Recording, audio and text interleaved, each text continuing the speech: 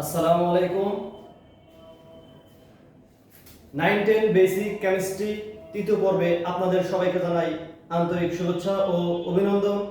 আজকে অনলাইন ক্লাসে আলোচনার বিষয় যৌগমূলক ও যৌগমূলকের ব্যবহার। যৌগমূলক কাকে বলে? একই একাধিক মৌলের একাধিক পরমাণুর সমন্বয়ে গঠিত একটি পরমাণুগুচ্ছ যা একটি আয়নের ন্যায় আচরণ করে এবং বিক্রিয়া শেষে অপরিবর্তিত থাকে তাকে যৌগমূলক বলে। যৌগমূলক যদিও যৌগমূলক আসলে যৌগমূলক পরমাণুর ন্যায় আচরণ করে। যেমন এখানে আছে অ্যামোনিয়াম, এখানে আছে নাইট্রোজেন, আর নাইট্রোজেন আছে একটি, হাইড্রোজেন আছে চারটি। এখানে মোট পরমাণু আছে 5টি পরমাণু আছে। নাইট্রোজেন 1, হাইড্রোজেন 4, তাহলে 5টি পরমাণু আছে। এই 5টি পরমাণু মিলে একটি মাত্র পরমাণু নিয়ে আচরণ করছে, তার জন্য প্রত্যেকটি যৌগমূলককে বলা হয় পরমাণু। এই যৌগমূলক আচরণ করে, যদিও যৌগমূলক এটা আচরণ করে পরমাণুর মতো। এখন আমরা দেখব যৌগমূলকের ব্যবহার। কেমিস্ট্রি বইয়ে 87 পৃষ্ঠায় একটা চার্ট দেওয়া আছে যৌগমূলকের, ওইখান থেকে আমি কয়েকটা যৌগমূলকের নাম লিখছি।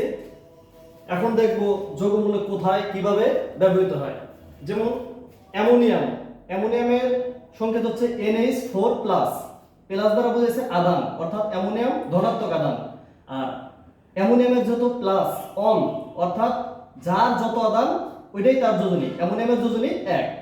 সেম ভাবে কার্বনেট CO3 2-, কার্বনেটের আধান -2, অর্থাৎ কার্বনেটের যোজনী 2।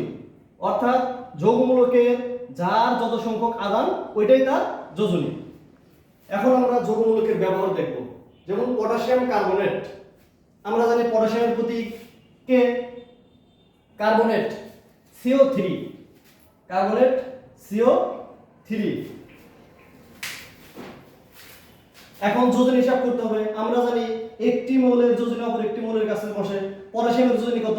1, কার্বনেটের কাছে দেওয়ার প্রয়োজন নেই। কার্বনেটের যোজনী কত? 2, তাহলে পটাশিয়ামের কাছে। তাহলে পটাশিয়াম কার্বনেটের সংকেত দাঁড়ালো K2CO3। সেম ভাবে ক্যালসিয়াম সালফেট, ক্যালসিয়ামের প্রতীক Ca, সালফেট, সালফেট হচ্ছে SO4, ক্যালসিয়ামের যোজনী 2, সালফেটের যোজনী 2। তাহলে যদি দুইটি মৌলের একই যোজনী হয় তাহলে দেওয়ার প্রয়োজন নেই। এটা হচ্ছে ক্যালসিয়াম সালফেট। সেম ভাবে অ্যালুমিনিয়াম সালফাইড, অ্যালুমিনিয়াম সালফাইড, অ্যালুমিনিয়ামের প্রতীক Al, সালফাইড, সালফাইড SO3। এখন যোজনী আদান প্রদান করতে হবে। অ্যালুমিনিয়ামের যোজনী 3, তাহলে সালফাইডের কাছে যাবে, যেহেতু সালফাইড যৌগমূলক।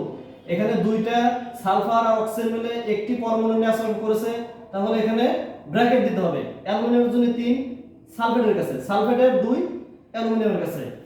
যৌগমূলকের ক্ষেত্রে যোজনী রাখার ক্ষেত্রে অবশ্যই ব্র্যাকেট দিতে হবে। সেম ভাবে অ্যামোনিয়াম, অ্যামোনিয়াম আমি এই জিনিসটা এক্সপ্লেইন করি। একটা হচ্ছে ammonia NH3, ammonia NH3, ammonium NH4, আর একটা হচ্ছে অ্যামিন NH2। এই তিনটা জিনিসকে আমরা অনেকেই কনফিউশনে পড়ে যায়। একটা হচ্ছে ammonia NH3, ammonium NH4, amine NH2। এই বিষয়টা আমাদের খেয়াল রাখতে হবে। তাহলে এখানে বলছে অ্যামোনিয়াম, অ্যামোনিয়াম তাহলে হবে NH4, অ্যামোনিয়াম।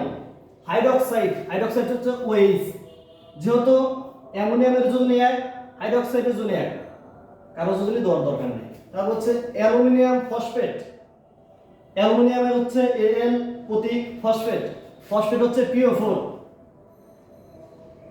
অ্যালুমিনিয়ামের যোজনী ফসফেটের কাছে 3, ফসফেটের যোজনী অ্যালুমিনিয়ামের কাছে 3, যেহেতু দুইটা মৌলের যোজনী 3 3, তাহলে 3 3 বা অ্যালুমিনিয়াম ফসফেট। এইভাবে যদি বাংলায় থাকে, বাংলা থেকে আমাদের এইভাবে ইংলিশে লিখতে হবে। আর যদি ইংরেজিতে এভাবে দেওয়া থাকে তাহলে আবার বাংলায় লিখতে হবে।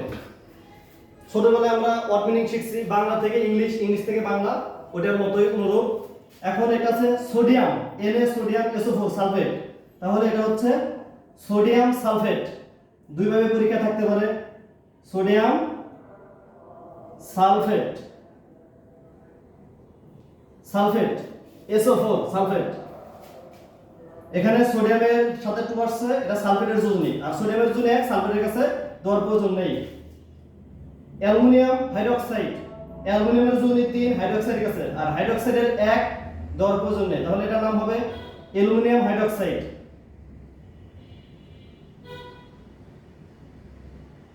Aluminium hydroxide.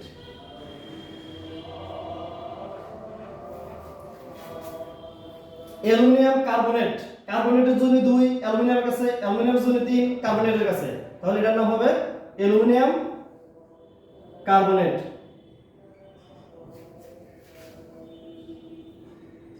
ক্যালসিয়াম ফসফেট, ক্যালসিয়ামের জন্য 2, ফসফেটের কাছে, ফসফেটের জন্য 3, ক্যালসিয়ামের কাছে, এটা হবে ক্যালসিয়াম ফসফেট।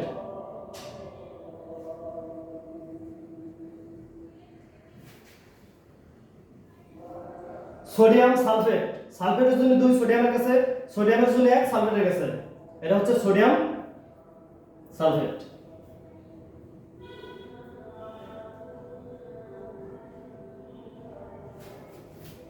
এই ছিল আজকে যৌগমূলক ও যৌগমূলকের ব্যবহার। আজকের মতো আমার ভিডিও এখানে শেষ করছি। আসসালামু আলাইকুম।